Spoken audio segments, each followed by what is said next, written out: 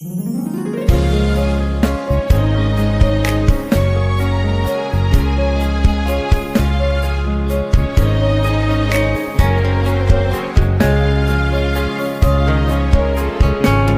padei khou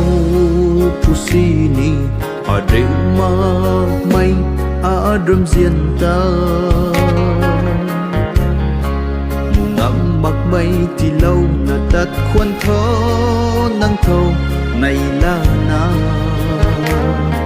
ngàn tay trao hắn lâu ta puri thô đi câu thâu ri nung ngai ni mắc mây này na trâu nắng cũng sợ buồn gai mây ai du ta sen mất tật bằng ni mang mây nay na trâu nắng ta na in diên vui rằng rồi nắng không xuống gai mây ai du nay sini akan gai mây su ni vui rằng rồi nắng không nắng rồi tiếng băng tuồng nghe in bao mây xuống ai đuôi sẽ liên sen gai không tắt bóng mây nắng đuôi ninh mây đi thiết rồi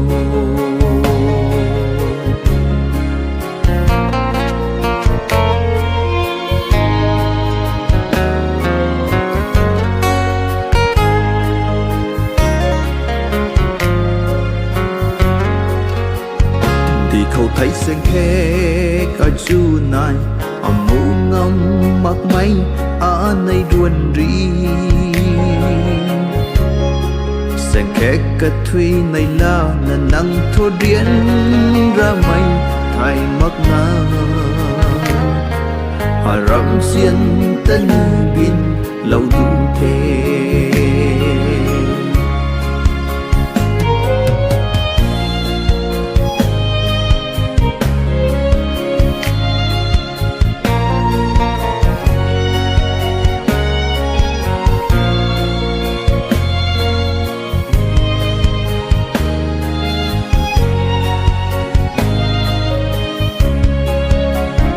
Ning han mai su dio tung pa ri nang lung khou mak si ni nang roi ning mai thung mai tay a khang ning mai kai liang mai ye mi tui cây na bầm mai dẫu lá thô đi câu thâu ri nung ngai ni mắc mây này nó trâu nắng cũng sợ buồn gai mây ai du ta gen là tật bằng ni mang mây nay là trâu nắng ta na in diên vui rằng rồi nắng không xuống gai mây ai du này sini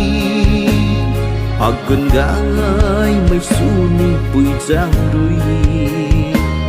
nắng khăng nắng rồi tiếng băng tuồng nghe